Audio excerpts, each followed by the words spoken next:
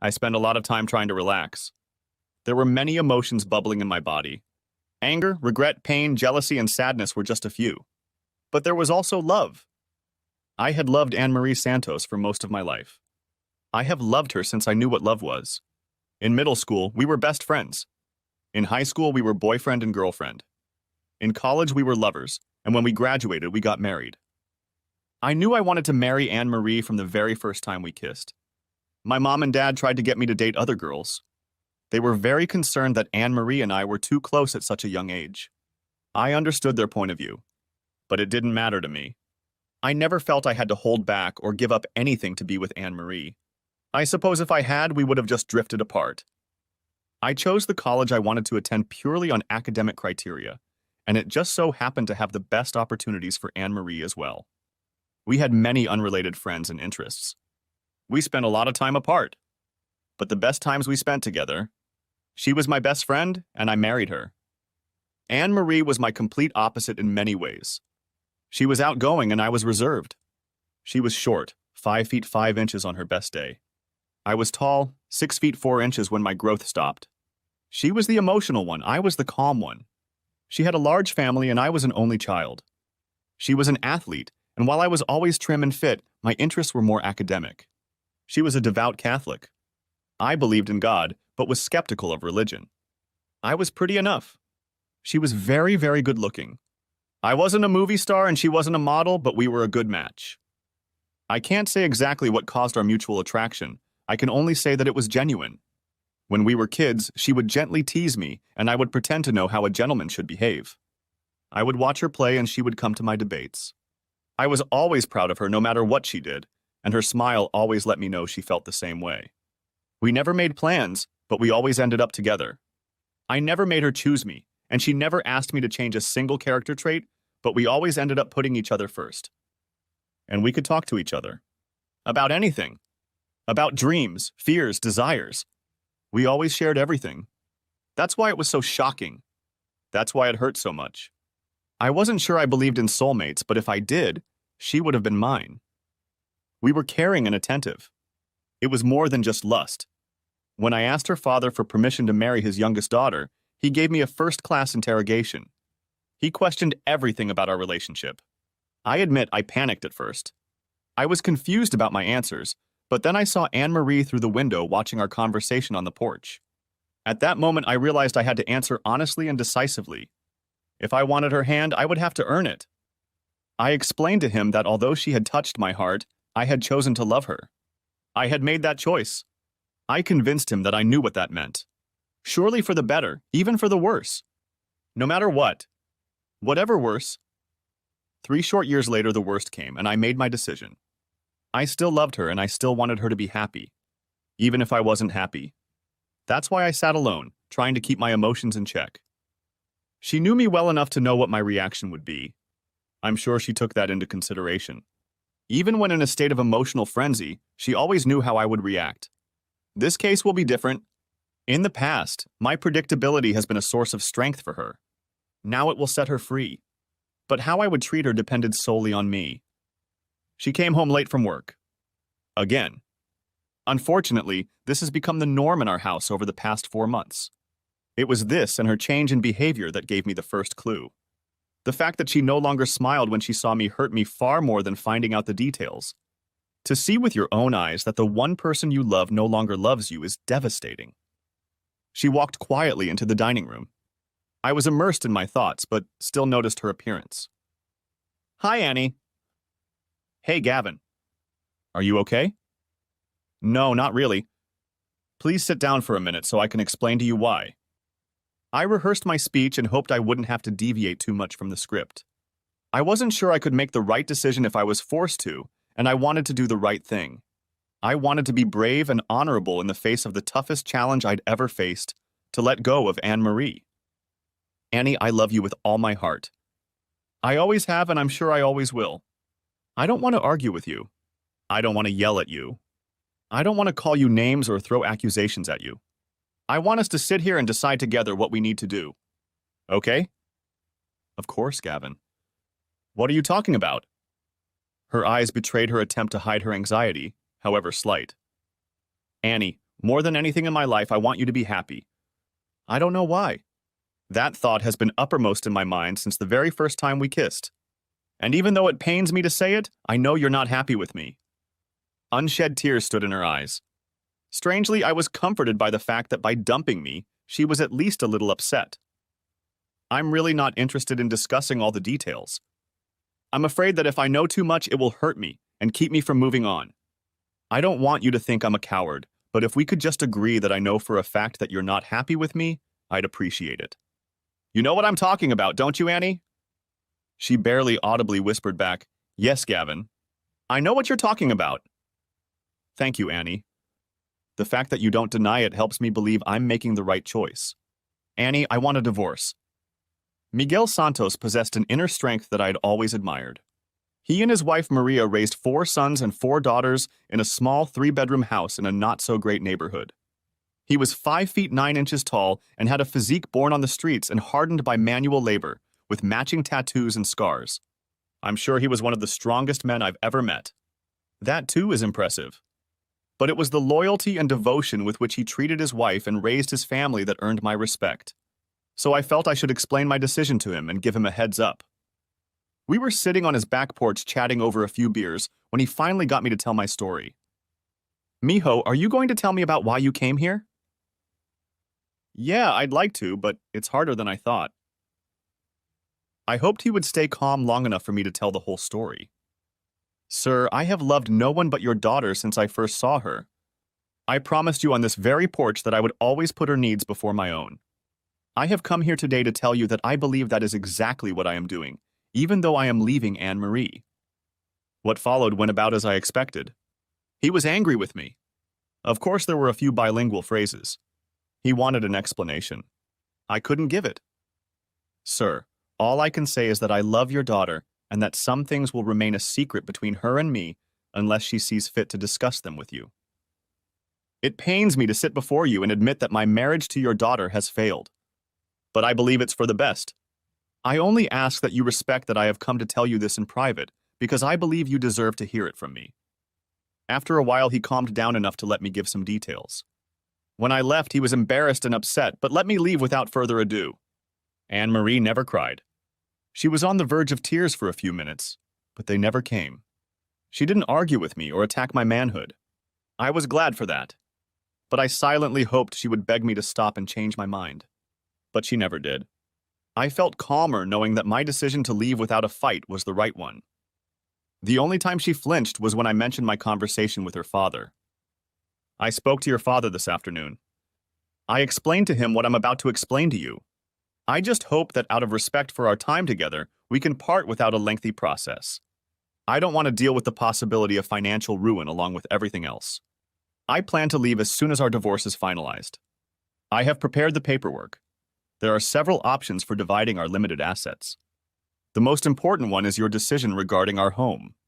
Please review them with whomever you wish and let me know by the end of next week." "Okay, Gavin. I'll review them." I can already hear the moans. Why don't I put a SWAT team on my wife and her lover using my super secret ninja and spy skills? First of all, I didn't have those skills. The last time I'd been in a fight was my sophomore year of high school, when a senior had unsuccessfully tried to befriend Anne-Marie. I was furious when I found her crying in the school parking lot. It was pure luck that I didn't catch up with the guy on school grounds. I would have been expelled for sure. My dad grounded me for a month. I considered myself lucky when his parents decided not to press charges against me. Years later, I learned that I had Miguel Santos to thank for that. He convinced the boy's father that keeping the case quiet was the best choice for all involved. The second factor that influenced my decision was my own mental health. For weeks now, I had been a wreck. I was having trouble sleeping, and I was another mistake away from being fired at work. And most importantly, I had no one to turn to. My mother died of breast cancer during my last year of college, just before graduation. My father became addicted to the bottle to cope with his grief and was never the same again. 6 months after she died, he moved to Florida, and I didn't hear from him for almost 4 years. I needed a fresh start and to get away from my hometown. To do that, I needed money. What little I had belonged to Anne-Marie. So I needed her to agree with my decision to divorce and start over. I was only 25 years old and I had a plan. If luck turned my way, I could survive with my sanity intact. Revenge was the furthest thing from my mind. 2 weeks after my conversation with Anne-Marie, we were sitting in our attorney's office. Anne-Marie had decided to give up the house and it was for sale. We would split the checking and savings accounts. My meager retirement account would be mine. She would keep our new car and the payments on it. I would keep my 10-year-old truck. And that's it. Signed, sealed, and delivered, except for the 90-day waiting period. The next thing I did was the one action I regretted during the divorce. I lied to Anne-Marie. Where are you going to live, Gavin? I've rented a small apartment near the office. I'm going to live there until I decide what to do next. Good. Then I guess I'll see you when the house is sold. At the closing, on least. Right? Absolutely. See you soon, Annie. Our attorney had my power of attorney for the closing. My truck was fueled and stocked with my clothes and laptop. My wedding ring lay on the kitchen table of what had once been our home on top of my last message to Anne-Marie. The note read, "Goodbye, I will always love you. Be happy." On my way out of town, I stopped to say goodbye to Miguel Santos. He had meant so much more to me over the years than the average father-in-law. Mijo, you and Anne-Marie should be together. Anyone can see that. You both don't want to talk about what happened. Can there be forgiveness? Do you remember your vows to God and your family? This is too much and too fast. Yes, too fast. Sir, I have found it in my heart to forgive. I love your daughter and want only the best for her. Now I need to find peace. Maria Santos hugged me at the door, letting me know she understood more than she was saying. When she finally let me go, she put her hand on my cheek, closed her eyes, and stood silent for a while. When she opened them again, she spoke in a voice that only I could hear. God bless you, Mijo. I will miss you. I had to leave before I broke down. When your spouse is clearly unhappy with you, it's good to know the reason why. I had no idea. Little things popped up from time to time, putting the toilet seat down, picking up his socks, loading his dishes into the washer. But in the last few months, we'd never once had an argument over nothing. I thought maybe she was stressed out at work. They were clearly working longer hours. I asked her about it. She said she had to work harder, but she would be fine. Then I did the one thing I knew would not get me into more trouble. I started doing more than I should around the house. I started cooking dinners more often and doing the dishes right afterward. I did laundry and folded towels and sheets. I dusted the furniture and washed the windows. I tried to do anything she might notice, anything that would melt her icy attitude toward me. After a few weeks, I broke down and took on my least favorite chore, cleaning the bathroom. If I hadn't done that, it probably would have been a while longer before I found out. I know I would have never thrown the trash out of the bathroom. I know I wouldn't have seen the box with the pregnancy test. This piqued my curiosity, and I started rummaging through the trash until I found a positive test. This led me to the medicine cabinet and its full dispensers of birth control pills. It led me to reflection and a horrible conclusion. We hadn't had sex in at least 7 weeks. For almost 2 months, we made excuses that we weren't feeling well, too tired, too stressed. It was the longest we'd ever been away, but I hadn't thought about the possible consequences. I had to be wrong, but I knew I wasn't. Another man had impregnated my wife. But who? The answer to that question didn't take long to answer. I called Anne-Marie and prepared to ask the painful question. Her direct number was forwarded to the front desk. I asked to speak to Anne-Marie, but was informed that Miss O'Connor had already left for the day. I decided not to leave a message. Her car was still parked in the parking lot when I pulled up to her office about 20 minutes later. My faint hope that she had been in an accident and someone was frantically trying to contact me had crumbled. 30 minutes later, all my questions were answered. Her boss, Michael James, stopped his car right next to Anne-Marie's car. She stepped out of the passenger door and walked over to him. I saw her smile as they finished kissing, openly, without a care in the world. My smile, freely given to another. That was all I needed to know. I was a few minutes ahead of her.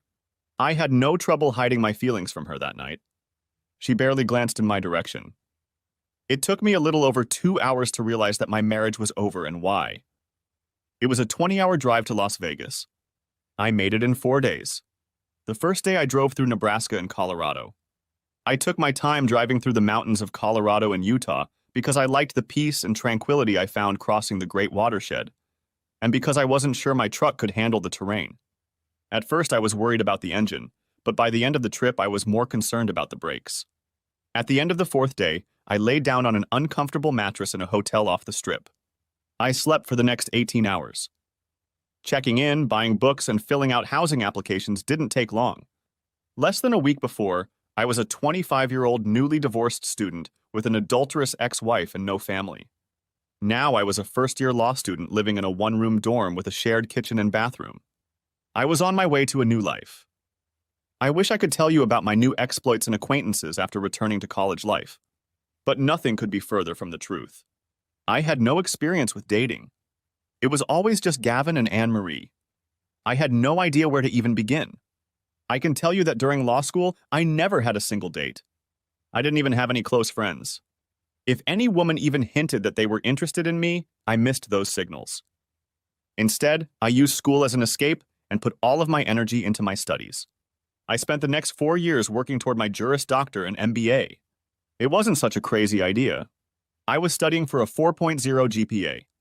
Anne-Marie and I discussed the possibility of going back to school once we had a stronger financial footing. When I decided I needed to move on with my life, the first thing I did was take the LSAT exam and fill out the applications. Why Las Vegas? They were the first to accept me with a full scholarship and grant package. I didn't know anything else about the school or the city, except that they had the program I wanted and they were far away from my hometown. About once a month, I would send Mr. and Mrs. Santos a letter telling them about my studies and my life as a graduate student. This was a habit I picked up from my parents when I was a student. Maybe it was a matter of routine, or maybe I hoped that someone in the world cared about what I was doing. 13 weeks after the start of my first semester, I had a package waiting for me. I now knew the exact dollar amount. My love and heart was worth $7,642.18 after fees and expenses, of course. This was probably the third most depressing day of my life. Periodically, every few weeks or so, I would get an email response from Miguel or Maria Santos. I never let them know where I really was, and they never asked. They would give updates about one of their other 7 children, but never about Anne-Marie. It allowed me to imagine that I had a family that missed me. I don't know if it was helpful or not, but it made me feel less alone, so I kept in touch with them. For the first 6 or 7 months, there was always some hints, but never anything explicit. Forgiveness, reconciliation, fatherhood, responsibility. They never talked about it explicitly, but never dropped a strategic, hopeful anecdote. And suddenly the reminders and hints stopped. I never doubted that Anne-Marie would keep her baby, but I wondered if she would tell her parents the truth before the baby was born and could no longer be hidden. I also wondered if Michael James would divorce his wife, abandon his 3 children, and do the honorable thing for Anne-Marie. I was left to wonder because I didn't have the courage to make inquiries. But I knew that the likelihood that a child born to a black man would look like me or inherit my light brown hair, fair complexion, or green eyes was slim. I felt a bit of a coward when I sent flowers, balloons, and a gift basket to the James home to congratulate Mr. James and Anne-Marie on the birth of their baby. I sent a duplicate copy of Anne-Marie's congratulations to her office, addressed to the president of the company. I promised myself that I wouldn't stoop to intentionally trying to hurt anyone, even Michael James, but the pain was still too much. I needed to do something about it. I didn't spread any malicious rumors, I just offered my congratulations. In fact, I was genuinely happy for Anne-Marie. She always talked about her love for her children. We talked about having a big family, many children, and hopefully grandchildren. She was working toward her dream, and I was happy for her. But I didn't lose sight of the fact that her happiness came at the expense of my pain. And without knowing what really happened after receiving my gifts, I could envision a disastrous outcome for Michael James, however unlikely it really was. Thankfully, this simple cowardly act allowed me to legitimately close that chapter of my life. I was still hurting, really hurting. But it was over, and nothing could be changed. It didn't help my social life. I didn't have one and wouldn't have one for many years. I met my first real friend after my divorce at work, and he was 20 years older than me. The small law firm I took a job at specialized in real estate transactions. The starting salary was above my expectations, but not prohibitive. I was good with contracts, always good with numbers, and later found out I was good with people. Gavin, people need to be able to look you in the eye and know that you can solve their problems. They hand you the keys to their dreams and trust that you won't screw up. You have a gift, and I'm going to show you how to use it. David Rothschild was the senior partner assigned to review my work. He actually did more than that. He became my mentor, and life coach. Rothschild was a living legend in the legal community. He negotiated multi-million-dollar real estate deals and was a top-notch negotiator. He was loved and, more importantly, respected by state and local politicians, the business community, and the gaming industry. Everything he was involved with ended in success. He simply never allowed himself to fail. Fortunately for me, he decided that I would be his next project. I will never forget his first evaluation of my work, just 90 days after starting my legal career. Gavin, as an attorney, you are dedicated, diligent, and meticulous. You are creative and very knowledgeable about the law. You do excellent work. I allowed myself a brief smile at the compliment. Thank you, Mr. Rothschild. As a human being, you're completely inept at your job. Are you 30 or 90? What the hell is going on with you? Don't bother telling me now, we're going for a walk. That's how I found myself sitting across from David Rothschild, real estate mastermind, king of Las Vegas, for what became our weekly review of the Gavin project. By the end of our first session, I realized why he was so good at what he does. He asked me a few questions and then let me do the talking. Every now and then he would ask clarifying questions, tell some story or anecdote, and then listen to me again. I told him everything. I told him about my life since childhood, about my parents, about law school, and most importantly, about Anne-Marie. I told him things I had never told anyone else, and I felt completely safe doing so. He ended our conversation the way only he could. Well, we have a lot to work on. Fortunately, we have a lot to work on. Now let's get back to the office. I'm not paying you to mess around all day. I had no idea of his motives because we had never discussed them. At first, I didn't really understand what he was trying to accomplish, but after 3 years, the results became obvious. He was often so elusive that I didn't even realize what he was doing until it was done. He would plant a seed and I would find a flower. He would comment on a picture, an article, a movie, a TV show, or a book. Something would click in my brain and I would add to my closet, go to the gym, learn to cook, make better investments, buy my own real estate. Without his help, I would have lived a very nice middle-class life. But with his help, I became a confident, successful, young, and promising business tycoon. I made the right choices, met the right people, and got involved in the right deals. I always didn't know how to thank him, but he didn't want any credit. Even though his dad showed him how to hold a putter, Tiger is the one who makes shots and wins tournaments, Gavin. The only gratitude I need or will ever need will come from watching you succeed. I worked for Rothschild for almost 5 years when he stopped pushing me to succeed in business and started working on my personal life, and more importantly, my soul. He gave away the first bombshell one day, casually stopping by my office and sitting down in one of the guest chairs. Gavin, what are you getting your parents for their anniversary? I was puzzled by this question. He had to remember that my mother had died years ago. I was sure he knew that my father had died of liver failure the previous year. He was the one who had approved my taking time off to go to Florida for the funeral. When I looked at him, he took great pleasure in my confusion. Oh, come on, Gavin. Next month, Miguel and Maria Santos will have been married for 50 years. Surely you must have already thought of a suitable gift. Only a jackass wouldn't mark an event of this magnitude. Damn ungrateful children. With those words, he triumphantly withdrew. He was right. The Santos were my de facto parents. I sent them messages at least once a month. In my second year of law school, I started calling them on their birthdays. I even occasionally sent them gifts or cards on holidays, including flowers for Mother's Day. After about a year, I stopped hiding my whereabouts and could always count on a nice birthday card and a package from Mary for Christmas. 50 years of marriage is a lifetime achievement and deserves the best. That's exactly what I gave them. First-class airfare, a stay at a 5-star spa and hotel, a limo, a table at the finest restaurants in Las Vegas, and VIP tickets to the hottest shows on the Strip. All expenses paid. I sent it to them at night with congratulations. In honor of a shining example of true fidelity. Happy anniversary. The contents will be used at your discretion. Love, Gavin. I had no expectations of my gift and was surprised when I received a phone call at noon the next day. Gavin O'Connor. Oh, mijo, what a wonderful surprise. But this is too much. Mrs. Santos, it's very nice to hear you say that. But you and your husband deserve this gift, and I was honored to give it to you. Oh, Gavin, you've always been a wonderful boy. Un momento, Miguel wants to talk. Gavin? Yes, sir. Gavin, this is too much. I can't put you in a difficult position. I can't even imagine the cost.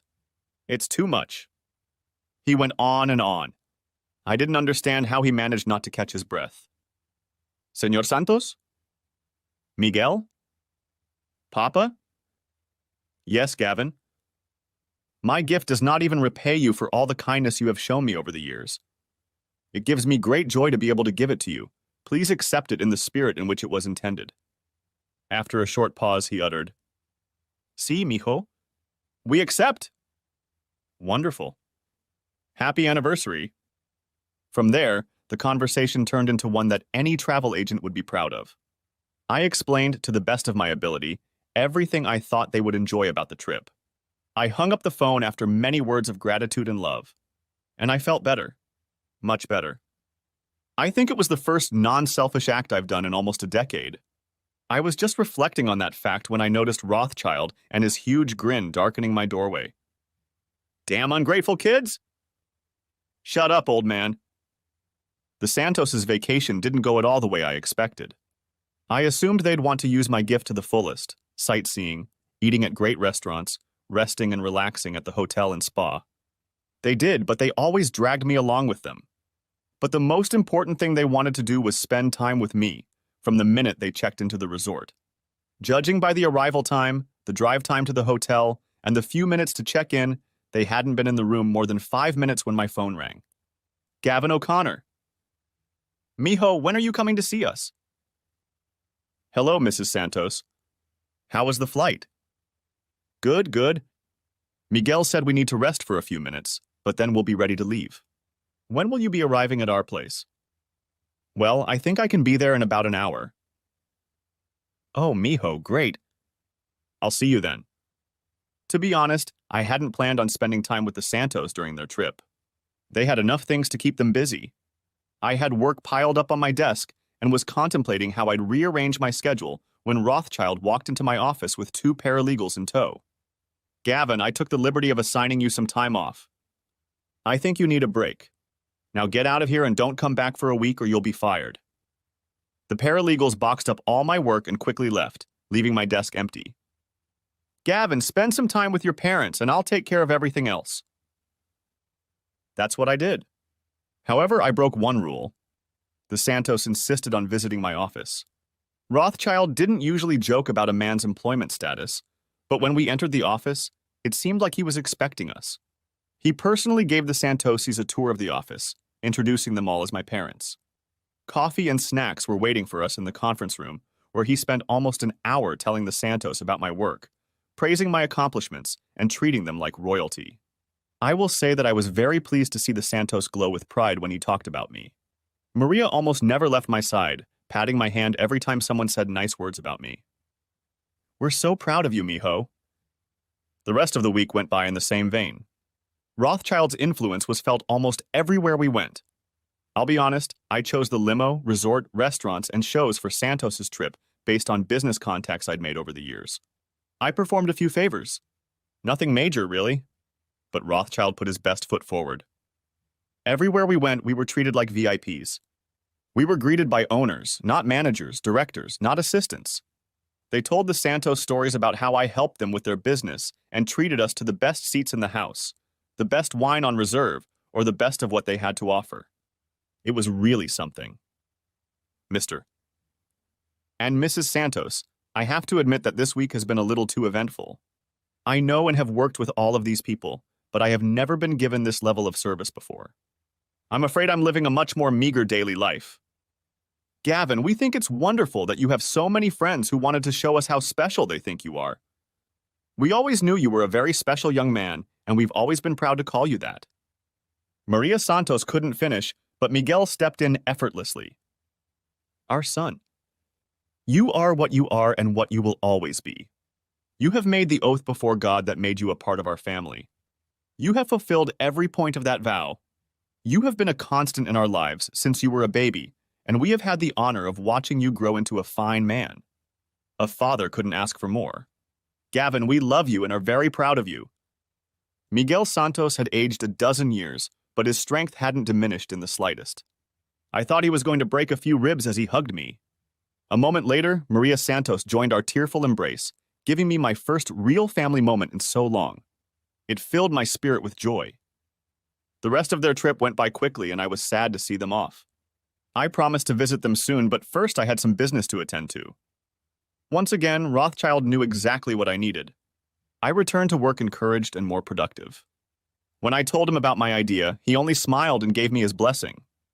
The project was relatively small in scope and would not generate long-term income, but it was probably the most important project I'd ever taken on. It only took 6 weeks to complete all but one of the necessary title deeds. I already had a buyer with a full financing package in my pocket. I made a few more phone calls, 7 to be exact, to people who weren't expecting my call. Then, armed with new information on how to close the deal with the remaining property owners, I was ready and booked a flight to my hometown. I was to visit it for the first time in almost 10 years. I was at the airport waiting to board my flight when I met Amy and Lydia for the first time. They were working at a coffee kiosk in one of the terminals. I was uncomfortable eavesdropping on their conversation, but they didn't try to keep quiet. Everyone in line for a latte knew what their problem was. It was actually quite simple. The appliances and plumbing in their apartment were broken. The landlord refused to fix the problem. In addition, he was told that if they canceled their lease, they would lose their security deposit, which meant they would have no money to get out of the horrible situation. As Amy handed me my coffee, I handed her a card with instructions written on the back. I couldn't help but overhear your conversation. I think I can help if you'd like. This is my business card. Call the number on the card and ask for Marcus. Tell him that Gavin, that's me, told you to ask him to find Melvin. Melvin. It's very important. He's going to need your information and your master's information. He'll take it from there. If you need help finding a new place to live, tell Marcus. He will help you find a good place in your price range. I've written everything on the back of the card. At that moment, the boarding for my flight was announced. This is my flight, I have to go. Don't worry about the cost, I'll take care of it. Just use the number. Marcus. Gavin. Melvin. Okay, good luck. Why did I offer to help them? It's a simple question. In my time in real estate, I've seen a lot of assholes. It was Rothschild who gave me a fundamental belief about working in this business. Gavin, real estate is not a zero-sum game. There should be no winners and losers. In the best deals, everyone wins. Our clients get sound investments at the right price, tenants get premium, high-end properties, and everyone makes money. We are not in the business of scamming people. We're matchmakers, not pimps. So a few phone calls, a letter, and maybe 30 minutes of work, and one of our paralegals would clean this asshole out and get 2 girls out of a bad situation. From time to time, we did pro bono work. This was no exception. Before disconnecting the phone, I sent Marcus a quick email so he wouldn't be surprised when he got a call, and also so he'd know how to charge for his time. The flight to Omaha was relatively short, and I quickly got my rental car and luggage. For a few minutes, I wheeled aimlessly around the city. Not much had changed, at least the major landmarks were still the same, but there was something new. It seemed to be the same, but no longer like home. I drove through the Santos neighborhood. Every house but theirs was in disrepair. This neighborhood had never been the best, but it was clearly neglected now. I knew some things had changed, like the new condominium complex that was my final destination. The design was unique to the area. Several levels of condos above retail space filled with restaurants, a movie theater, and stores, including a grocery store. Adjoining the house was a large park with several walking paths. Everything was perfect. The apartment I was in was brand new, with 2 bedrooms, a large open living room, dining room, and kitchen, and a separate den. It had a large balcony overlooking the park and a beautiful view of the skyline. The master bedroom and bathroom were spa-like, with a jetted tub and large tiled shower. The space was beautifully furnished. The fixtures were top of the line, and the appliances were top of the line. A few photos and personal touches, and you'll feel very comfortable. I expected the Santos to meet me for dinner at one of the restaurants, and they were on time. They were dressed for a night on the town, and we had a great dinner laughing. We could only hope that the rest of the evening would go just as well. Miguel and Maria Santos were each 67 years old and had been married for 50 years. I know what you're thinking. I did the math too. They were clearly married at a different time. They were both young at heart and healthy, but years of manual labor had taken their toll on Miguel. Maria worked as a low-level administrator to save for retirement. During one of our conversations in Las Vegas, I learned that although they were ready to retire, they didn't think they could afford it and worried about living out their golden years in a home surrounded by crime and abandoned houses. I hope to change all that. As Rothschild reminded me, this is what children do to their parents. I invited them back to the condominium for a late-night party. When we stepped into the elevator, they looked surprised. I didn't even know this was a hotel, mijo. The rooms must be expensive. Yeah, we need to talk about that. When I opened the door to the apartment, they both started gushing about the room. It was nice to see that they liked it. I asked their 7 children to describe the Santos' dream home. Most of their descriptions matched. Some had some details that differed from the others. I was sure I had covered them all. Their attention was drawn to the champagne. Are we celebrating? Yes, I hope so. What's the occasion? I popped the cork. Your retirement and new home. I raised my glass and gestured around the room. Oh my goodness. This is a gift. We can't accept it, it's too much. Miguel is right, mijo. We can't accept something like this. Oh, it's not a gift. But you will have more than enough to buy it. Please sit down and let's talk about it. They faltered a bit, but overall things were going well. When we sign these documents, we will form a partnership, the Santos Investment Group. The first thing we'll do is close on 19 properties within a 2-block radius around your house. The second thing we'll do is package those properties together with your current home, request a zoning change from the planning department, and sell them to Property Management International, which plans to use the space to build a hotel, retail, and parking lot next to the new arena. We'll realize that amount of money from the sale of our property in the next 90 days. I held out a piece of paper across the table with the dollar amount highlighted. I think they were shocked. This apartment is rented as is for the next 3 months with a 90-day option to buy for this amount. I held out a second piece of paper with another dollar amount highlighted. Then half of the remaining profits will go to fund a lifetime annuity for the 2 of you with monthly dividends equal to this amount. A third piece of paper was placed on the table. And then you will begin living carefree on a well-deserved retirement in your new home. I'm only giving you some sound business advice and free legal services. The Santos will not become rich, but they will never have to work a day in their lives. It was more of a silver parachute, and that would be enough. Gavin, how did you manage to do all this in such a short time? Well, buying the property adjacent to yours took a little work, but was easy enough. Mr. Rothschild found a buyer through his business connections. It turns out there's a new gambling establishment being built across the river in Iowa. We easily negotiated a price once we determined the value of the property given its new purpose. The zoning change will happen with the help of our buyer's contacts on the city council, and the rest is just a good investment. Maria Santos cried, but smiled. Miguel only shook his head. I can't believe it. It's just a miracle. It's more than we could have imagined. No one deserves it more than the 2 of you. I hadn't seen or heard from Anne-Marie in 10 years.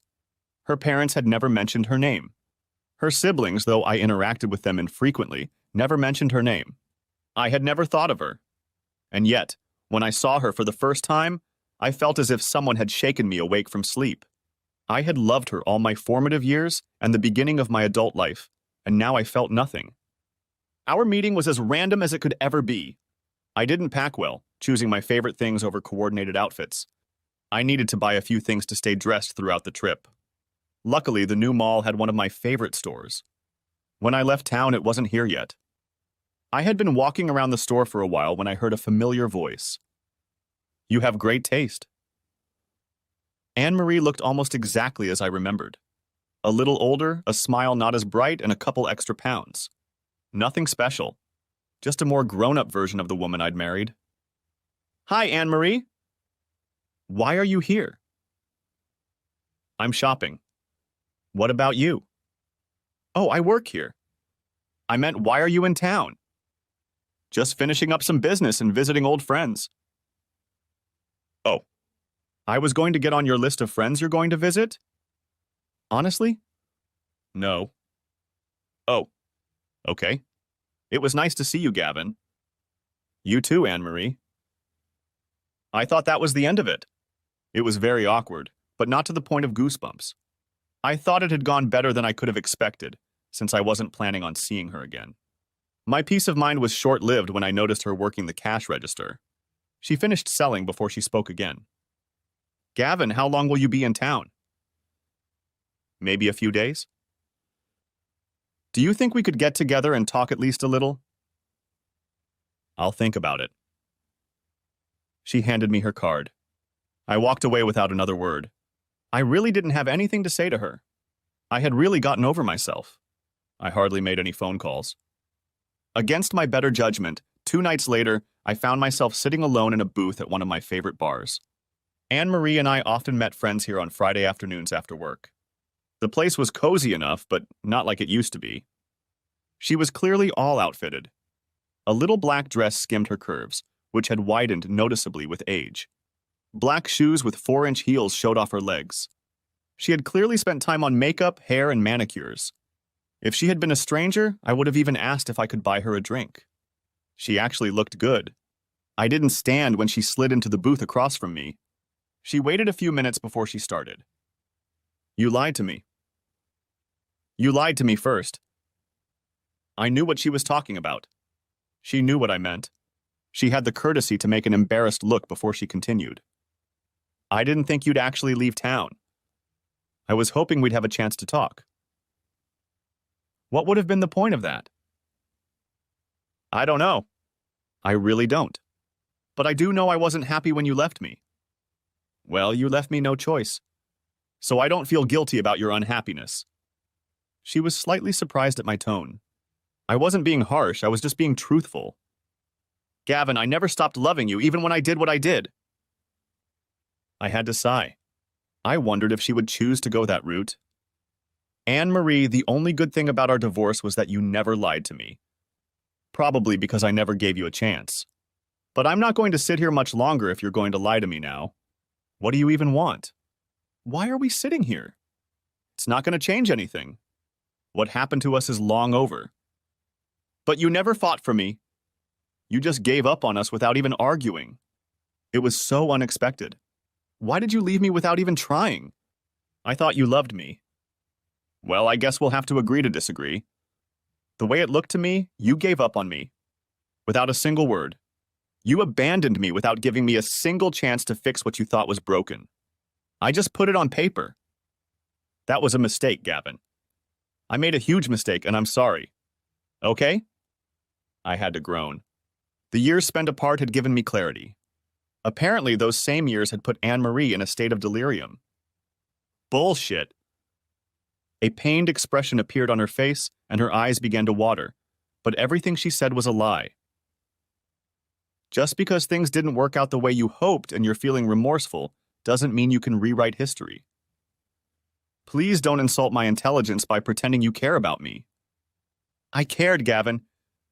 I loved you. I still love you. You honestly believe that? Do you? It's true, Gavin. Okay, let's consider this theory. Was it you or Michael James who decided that I should be deprived of sex with my loving wife? She looked me straight in the eye, and for a second there was a flicker of shame in her eyes, but mostly it looked like she didn't want to answer and probably regretted starting this. It was him. So your endless love for me not only allowed you to spread your legs for another man, but to submit to his wishes even though it would clearly hurt me?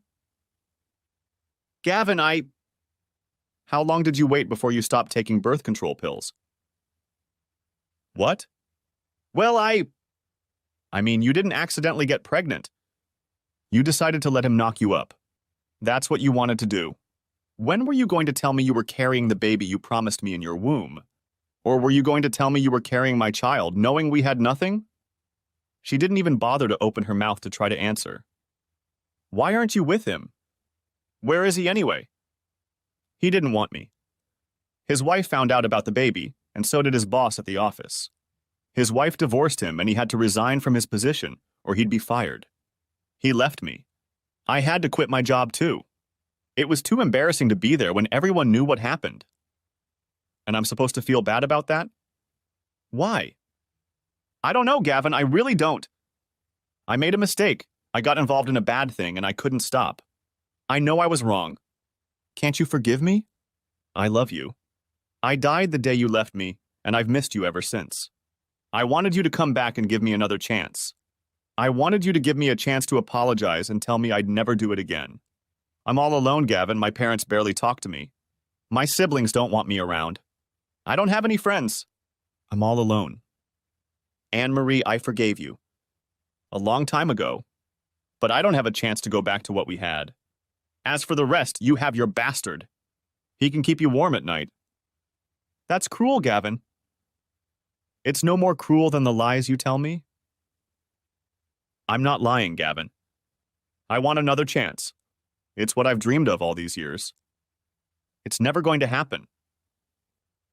Why, Gavin? I know you love me. You said so yourself. You said you would always love me. I've always loved you. Why doesn't that work? For 2 reasons. 1, I'm no longer the same person who married you. I've changed a lot. You don't know me anymore, and I certainly don't know you if I ever did. You do know me, Gavin. I'm still the same as I was then, the woman you loved. So your first reason doesn't matter. What's the second? You know, Anne-Marie, that's the first thing you said, and I truly believe it. But let me tell you about the second reason, and then I'll ask you a question. You wanted someone else. I let you have what you wanted without saying a single harsh word. Because I loved you. Maybe I love you differently now. Since the day I left you, I've gone to law school, passed the bar exam, started a new career, and built a new life. But the one thing I haven't done is have another lover. I haven't had an affair with a woman since the last time we made love. Let me ask you something. How many different men have you tried in the time you've been pining for me and our lost love? Anne-Marie couldn't even lift her eyes to meet mine. You see, I knew you were telling me the truth, Anne-Marie. You see, I didn't know it then, but the woman I loved was a lying, cheating whore. How could I ever trust you again? Why would I even want to? Give me one reason why I would want to let you back into my life that wouldn't benefit only you. If you can do that, maybe we have a chance. She cried quietly as I got up to leave. That's what I thought. Goodbye, Anne-Marie. 3 months later, I saw them again. I was on my way back to Omaha to finish some business. Everything was going according to plan. Miguel and Marie were enjoying their new home and freedom. It warmed my heart to see and speak to them when they were so happy. The ladies didn't complain this time, just giggled and smiled as they served the customers. I was already immersed in my phone when I heard them shout my name. Mr. O'Connor. Yes? Can I help you? For a second, I didn't recognize them. I mean, I'd never met them. I didn't even know their names. I was at a complete loss when it came to me. Oh, yeah. Melvin. I'm sorry I couldn't find you. I should have followed up. How did it go? Fine, Mr. O'Connor. We would have contacted you, but we don't even know how to thank you. You're welcome, it's Gavin, and no thanks are necessary. I was just trying to grab some good karma. I'm just happy it worked out for you. I paused for a moment to appreciate the 2 young ladies. Only one was speaking. She was a very pretty brunette with a nice smile and curly hair falling to her shoulders. She was about 5 feet 7 inches tall and had a very curvy but healthy figure. Her companion looked shy. She was a little taller and much slimmer. She had long, straight blonde hair. She didn't look unhealthy by any means. It was just that her figure was small and everything about her matched that. I would have thought she was afraid of me if she didn't have a small smile on her face. The boarding for my plane was announced again. Well, ladies, this is my plane again. It was nice to see you again. Sorry, I don't know your names. I'm Amy and this is Lydia. We're cousins. Well, Amy and Lydia, it was nice to see you again. I stood in line and was about to give my ticket to the agent when Amy ran up to me. She handed me a napkin from their coffee shop with a phone number on it. We really need to thank you properly. Will you call me when you get back? Since I was next in line to board, I just opened my mouth. Knowing myself, I probably would have gracefully declined if I had been given time to think. Sure. No problem. On the big holidays, there was always a family gathering.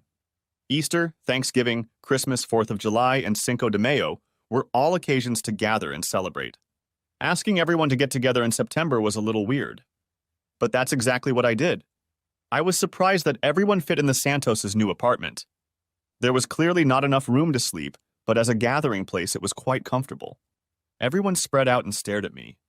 This was going to be one of the hardest things I'd ever done. Maybe they wouldn't consider it my place, I had no idea. But it felt like the right thing to do, and as Rothschild always said, I was going with my gut. I wanted everyone here, so I only had to say it once, and I wanted you all to hear it at the same time. First, I want to say that being treated as a full member of this family has been one of my greatest joys. Miguel and Maria, your love and support gave me the strength to deal with some very unfavorable circumstances. I will always be grateful to you for that. But I also remember how Anne-Marie was a part of this family. She was also able to share the joy of successes and the pain of failures with this family. She cheated on me, and because of that, I had to make some hard choices. But she didn't cheat on any of you. Just a few months ago, I talked to her for the first and only time in 10 years. It was one of the most painful conversations of my life. I had some harsh words for her and her attitude towards me. But while I was always angry at her for her behavior, it was what she told me about all of you that made me feel ashamed. So I say this with all due respect to each and every one of you. Mr. and Mrs. Santos, please forgive my language and my hasty departure, but this is what I have to say and do. You all need to stop being a bunch of little assholes and stop ostracizing your daughter and sister. And her daughter. And until she gets back to this family where she was always supposed to be, I want nothing to do with you. Mr. and Mrs. Santos, I will not contact you, and you should not contact me until this horseshit is over. The shocked expressions on their faces didn't give me much pleasure, but with those words I walked away from my foster family with no hope of seeing them again. Life over the next year was quite hectic on both a professional and personal level. In the office, we worked at a pace that could have killed us if we continued to work too long. After almost 8 weeks of 14-hour workdays and back-to-back deals, Rothschild was fed up. One evening in the conference room, she let us all know this. That's it, I'm done. I can barely stand the sight of each and every one of you. We're closed from now on. Everyone get out of here and don't come back for a week. I'll pay you for your time if I don't have to look at you. He then walked out of the building. I spent the first day of mandatory exile cleaning my apartment. I had forgotten that I had furniture that was buried under piles of papers, clothes, and takeout containers. I separated the laundry into dry cleaning and washing, emptying my pockets as I went. That's when I found the napkin with the number on it. On the morning of my third day of my exile, with a clean apartment and an updated closet, the napkin adorned my dining room table like a centerpiece. I decided to make a phone call. I sounded like an idiot. Hello. Yes, can I, speak to Amy, please? This is her. Oh, hi, Amy. This is Gavin.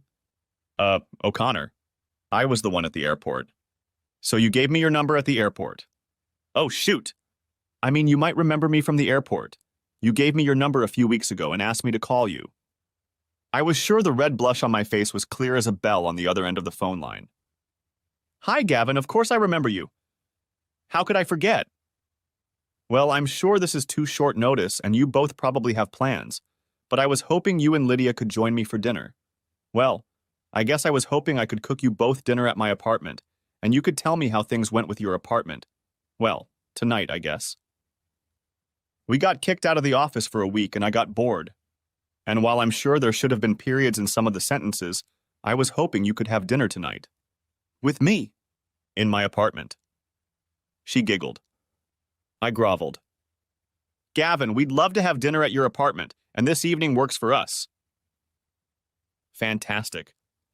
Great. That's good. Gavin? Yes.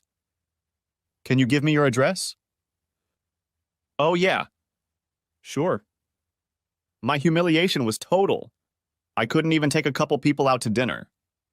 I was much happier talking to Amy and Lydia face to face, even though Lydia was still quiet. She made eye contact and smiled, and that was more than enough for me. It's a great apartment, Gavin. You must love throwing parties here. My apartment was pretty impressive, not that I had much to do with it. It was the centerpiece of the unfinished lot. Rothschild and I were involved in restructuring the developer's financing. It just so happened that a 3-bedroom penthouse was on the market at below market value, and I jumped at the opportunity. I had a fantastic view of the strip and a prime bachelor pad that was hardly ever used for its intended purpose. I liked the place so much that I decided to spend a little more, but I didn't want to mention that I also owned the building. Actually, unless you count my boss, you're the first visitors I've had here. Really?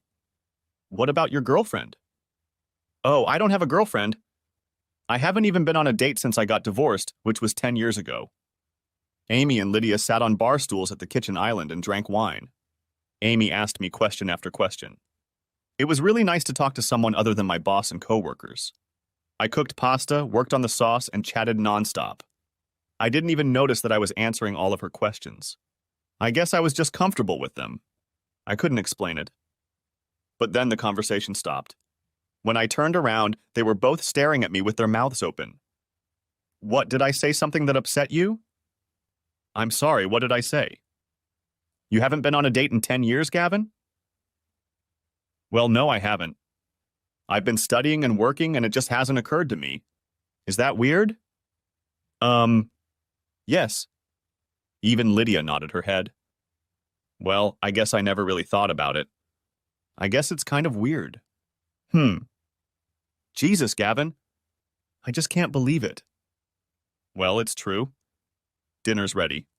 It's time for us to move to the table. Dinner was a lot of fun. There was a lot of laughter and smiles. I learned all about Amy and Lydia. Amy was in her final year of university studying hospitality management, and Lydia was studying English with a major in creative writing. I asked Lydia if I could read some of her work. Amy replied that she probably would. They exchanged glances that I couldn't read. They were both 22 years old and had been living together since they were 18 when Lydia's parents were killed in a car accident. Continuing to live together through college seemed ideal. Amy said that Lydia liked me and that she would eventually talk to me once she got to know me better. I left it at that. However, all night long the room felt strangely electric. Perhaps it was the wine or my complete lack of social skills, but I felt like they were both flirting with me. A couple times I secretly chided myself for even thinking that way about the 2 young women who were my guests, but not too hard.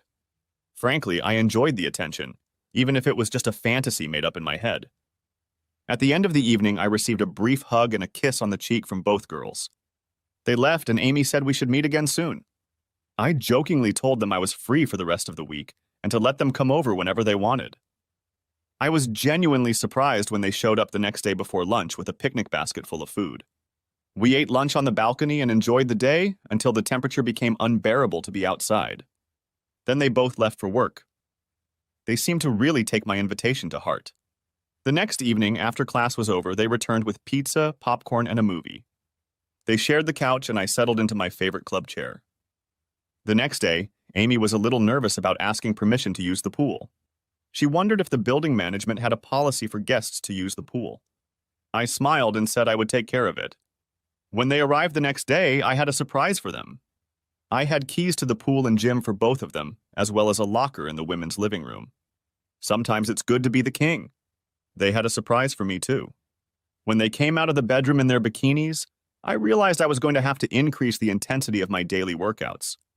For a few moments, I was sure I was going to have a heart attack when they left for the pool. After my week of exile was over, we kind of got into a routine. I would leave for work and come home. 3 or 4 days a week, the girls would stop by my house for dinner, a movie, or just to chat. On Saturday or Sunday, we usually found some activity for the 3 of us to do. The girls also stopped by the gym almost daily, even though I was usually at work. Rothschild was over the moon when he had some new material to tease me with. If I didn't know your sorry ass so well, I'd think you were dating 2 women at the same time. Give me a break, man. We're just friends. And for goodness sake, keep your lewd fantasies to yourself. About 4 months into our friendship, I realized something was wrong. One Friday night, we were having a quiet dinner at my house, but the girls were unusually reserved. As dinner drew to a close, I just couldn't stand the tension building. Girls, is something wrong? No, not really, Gavin. Lydia just wanted to ask you a question, but I don't know how to phrase it. Amy, you know you can ask me anything. I have no filter when it comes to the 2 of you. Just ask, as long as you promise not to be offended by my answer. Well, okay. Why haven't you ever made a single step in our direction? Don't you find us attractive? I was a little stunned by the question. It took me a moment to pull myself together. Well, that's a difficult question. Let me just say that you are both stunningly beautiful young women. But I've never made a move on you for two reasons. One, I don't want to ruin our friendship by offending you or making you think I'm some dirty old man hanging around a couple of hot college girls for diversion. And secondly, I don't even know if I have a move. I've never had the opportunity to use it. I don't even know where to start. Amy and Lydia stared at each other for a moment. Then Lydia smiled and nodded. Amy took a deep breath and sighed slowly. Gavin, Lydia, and I want you to know that we really enjoy spending time with you. And we both really like you a lot. I like spending time together, too. But Lydia and I are also looking for someone special, and we want to make sure you know exactly what that means. Ladies, I meant what I said. You are both extremely attractive, and I can say with complete confidence that neither of you will have a problem finding someone special. I think each of you will find such a person without a problem. For a brief moment, I thought Lydia was about to speak. She was almost begging Amy to continue. I think you misunderstood, Gavin. We don't want each of us to have our own special person. We want one special person, just one. And we think that person might be, no, I guess it's better to say, we think that person is you. To say I was shocked is an understatement. I didn't even have time to finish before she continued. But we want you to understand exactly what we're asking before we take the next step. So, Lydia wants me to ask you to devote an evening to reading some of her works. She feels, and I agree, that this will give you some insight into what she is looking for. Then we'd like to come back tomorrow and talk about what that means for us. And to you. Well, and for all of us. Can you do that? I think I can, though I admit I'm a little confused. You just want me to read her stories? Yes, Gavin, and tomorrow we'd like to talk about them and us. Okay, I can do that. Now I realize that some of you may have the wrong impression of me. I have strong opinions about what I think is right and wrong. This is true. These beliefs have always guided my actions. I also hold opinions about how you should treat people you care about, especially friends and family. In addition, I try to show kindness to strangers and people I don't know very well, but have to interact with on a daily basis. However, I am not so narcissistic that I think all people share my opinion, so I have a live and let live philosophy. As long as someone is not hurting others, I had no opinion on how they lived. Want to have 19 kids, a wife and 4 dogs? That's fine with me, just treat them well. However, I can also be a real hard ass. Those who crossed paths with me in business deals really regretted it. Rothschild called it my Jekyll and Hyde quality. He said I was always giving people a head start, treating them with a little too much respect. But when someone crossed my path, he thought I'd sometimes cut their heart out with a spoon just to watch them die. He thought it was funny. I thought it was a big exaggeration. But I did have a temper. I don't think I was like that before Anne-Marie broke my heart. Until that moment, I had never experienced someone betraying my trust in such a dramatic way. That incident made me very loyal to those who earned my trust and extremely vindictive to those who abused it. For a long time after the divorce, I had almost no libido. I was too consumed with the pain of the divorce to even think about it. Anything that reminded me even slightly of Anne-Marie made it hard to breathe. I coped by ignoring those things and concentrating on my studies or work. It took a long time for that pain to dissipate. I always thought that meeting the love of my life at such a young age was great, but it turns out that I missed out on a big chunk of life experience that could have been useful in my situation. I had never asked a girl out on a date. I had never made a one-night stand. I had no idea how to attract the interest of a girl, let alone a woman. Unfortunately, because of this, I was too afraid of rejection to even try. I was confident in many things, but thanks to Anne-Marie, satisfying a woman was beyond me.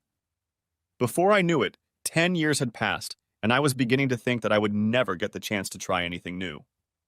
It was with that mindset that I read Lydia's stories. They were stunningly vivid, written in historical tapestries that really showcased her creativity. She wrote like poetry and outlined her characters so clearly that I felt like I had known some of them all my life. I learned a lot about Lydia from her stories. The girls arrived around noon the next day. I was afraid I was about to ruin a couple of wonderful new friendships. After grabbing drinks and appetizers, we made our way to the living room. Amy got right down to business. Lydia and I aren't involved with each other sexually. Okay, that's probably important to know, but I honestly hadn't thought about it. Lydia only smiled as Amy continued. Lydia and I always looked out for each other. We weren't just cousins. We were best friends for as long as I can remember. When we started getting interested in boys, we always talked about what we liked, what we did with our boys, and more importantly, what we wanted to do with our boys. I was always drawn to sweet, caring boys. Lydia, on the other hand, was always drawn to the more aggressive alpha males. The guys she dated were great in the bedroom, but acted like a piece of shit on dates. I guess even though I understood what she needed, and even understood the appeal of what she was attracted to, I just didn't want her to get hurt. They sat next to each other, holding hands. Then our worst fears came true. One of Lydia's boyfriends became overly aggressive. A few weeks later, Lydia found out she was pregnant. It didn't go well, and she got into trouble. To make a long story short, they had to terminate the pregnancy for the sake of her health, but complications arose. Because of that, Lydia can't have children. Unshed tears stood in the eyes of both of them. We had dreamed of our children playing together since we were young.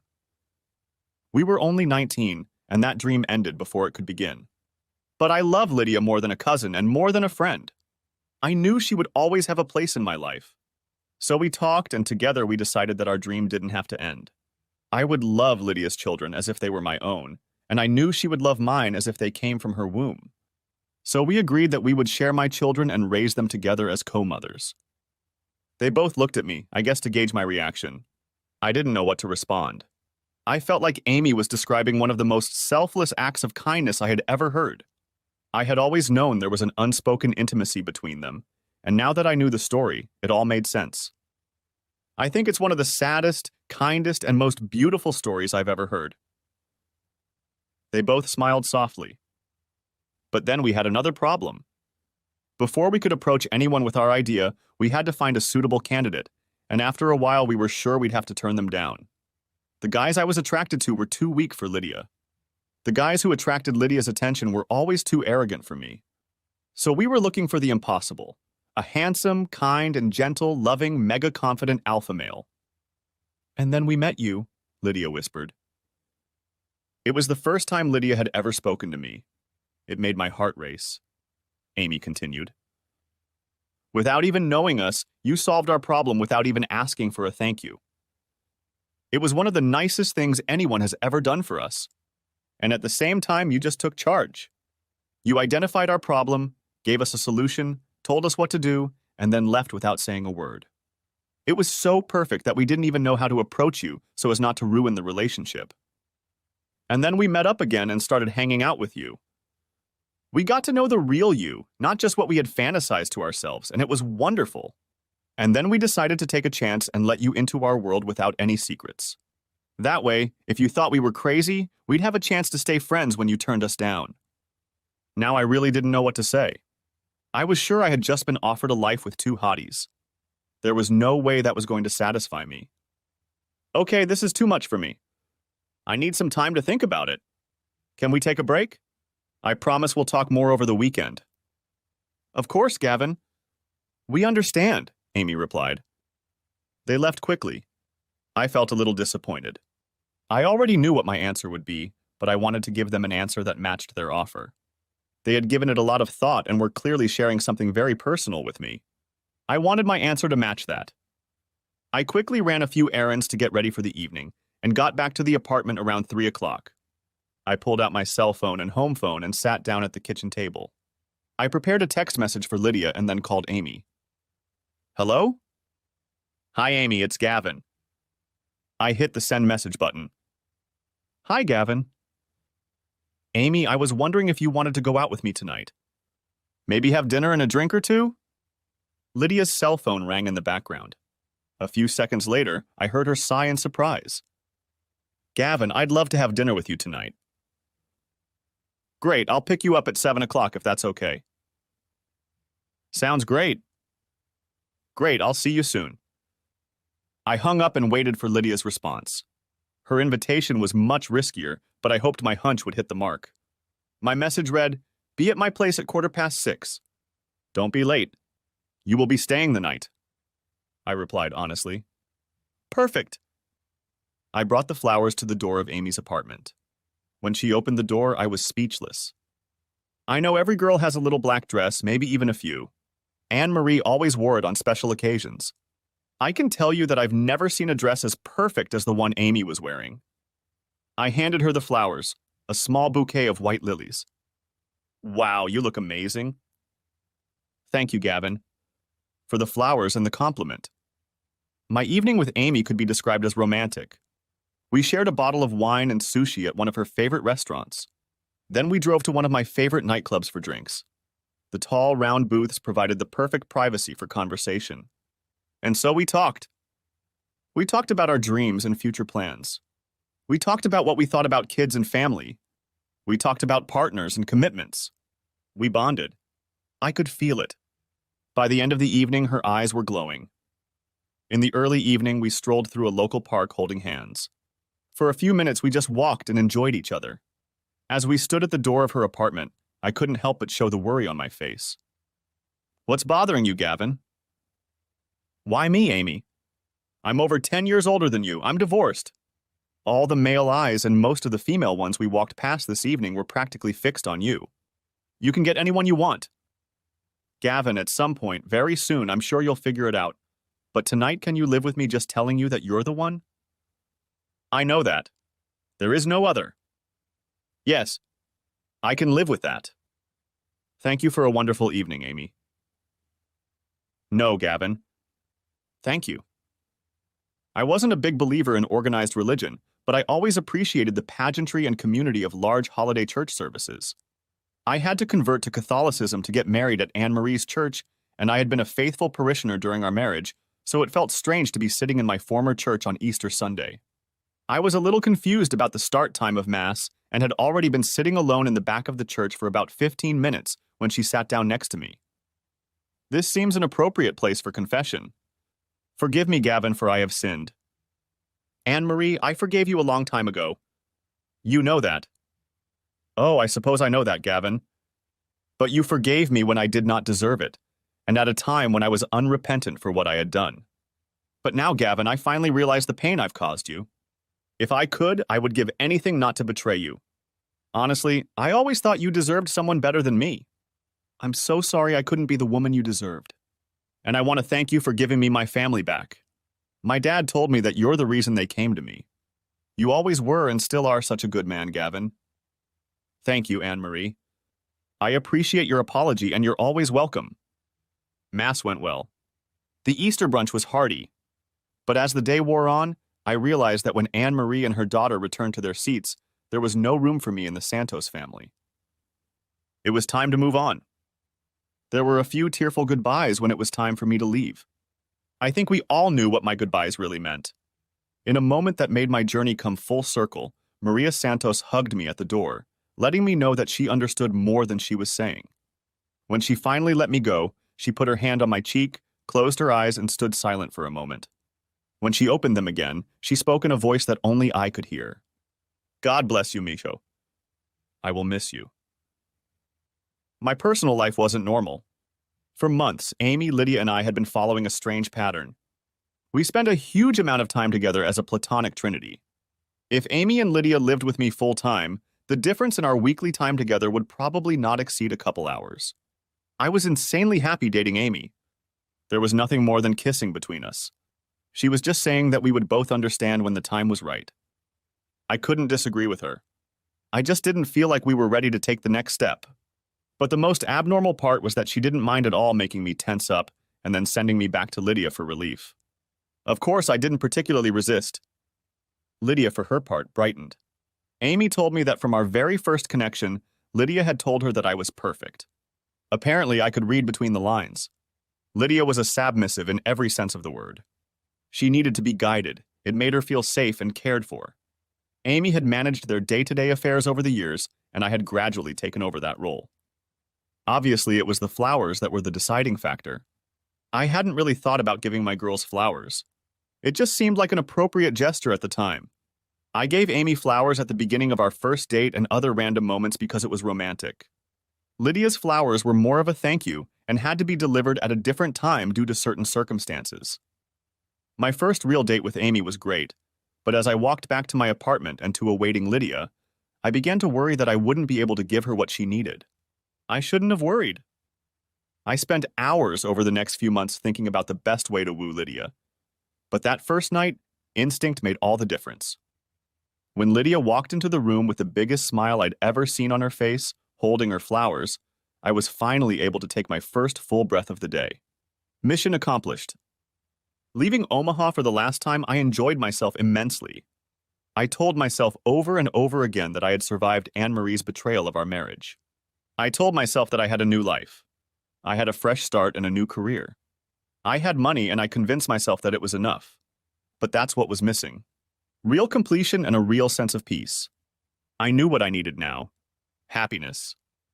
On the way home, I made one stop, went into one store and made 2 purchases. It didn't take much time. Having money has its advantages. My girls were happy to see me and, as has become customary, we all sat down to dinner. Our conversation was light and fun. We were doing well, we had a pretty good life. I hope to make it even better. Amy and Lydia cleared the table and went into the kitchen to clean up and load the dishwasher. I stood behind them for a long time, just watching them work. Together, cheerfully enjoying the tedious task because they were together. I know why we still haven't had sex. Lydia turned to look at me, but Amy didn't budge, preferring to stay with her eyes glued to the sink. When you and I make love for the first time, it will be because the most important purpose a couple can have is to create life. To give a piece of each of us for one beautiful and common purpose. That is why we will be together. But you will have an even more important purpose. You will be sharing your beautiful gift to give Lydia and me what we cannot get on our own. Only you can give Lydia and me what we lack. You will give us the most important thing a person can give. A child. Lydia smiled, but tears were running down her cheeks. I think you've been waiting patiently for me to have an epiphany. And I think you've waited long enough. I knelt down and pulled a box out of my pocket. When I opened it, Lydia started jumping up and down, clapping her hands softly. Amy slowly turned to face me with unshed tears in her eyes. Amy, will you marry me? Yes, Gavin, I will marry you and love you forever, giving everything I have. In complete agreement, Amy and Lydia hugged first. It was a perfect example of how close they were and how we all needed each other, each with our own unique set of gifts that, put together, perfectly complemented our lives. I slipped the ring onto Amy's finger and Lydia said approvingly, "That is such a beautiful ring, Gavin." Oh, I won't leave you out of it, darling. You're going to be a constant and prominent part of our lives, and I don't want you to think for 1 second that I've forgotten about it. I pulled a second box out of my pocket and opened it so my girls could see the ankle bracelet with a diamond in the center of a Celtic knot. The 3 corners of the knot were set with birthdate stones: ruby, sapphire, and amethyst. Lydia, we love you and need you. Please don't ever leave us. Amy was actually crying, but Lydia was surprisingly calm as I slipped the bracelet around her ankle. I'm home, Gavin. I'm not going anywhere. We were married 3 months later in a small ceremony. Lydia stood next to Amy, Rothschild next to me. 6 months later, Aidan James O'Connor joined us. Twins, Sophia Marie and Stephen Michael, were born a year and a half later. Baby Olivia Rose joined our family 11 months after that. Our boys looked like me. Sophia was a tiny version of Amy, and Olivia was a clone of Lydia with a symmetry that could only be divine. Their bond was instant and permanent. Were Amy and I jealous of the fact that Olivia treated Lydia like an only parent, and Amy and I like an aunt and uncle she loved dearly? No, not for a second. Amy and I lived as husband and wife, but Lydia was never far away. I began my journey as a contented married man, but I lost all that. My journey to happiness took a long time, but I found my place again. Our life together was as perfect as any relationship can be. I loved Amy, Lydia, and our children. Amy loved me, Lydia, and our children. Lydia loved Amy, needed me, and treated our children with the love that only a mother can give. No one has ever told anyone about our lifestyle, only our very close friends know the truth.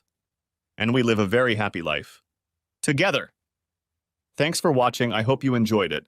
So subscribe to my channel and watch the next video.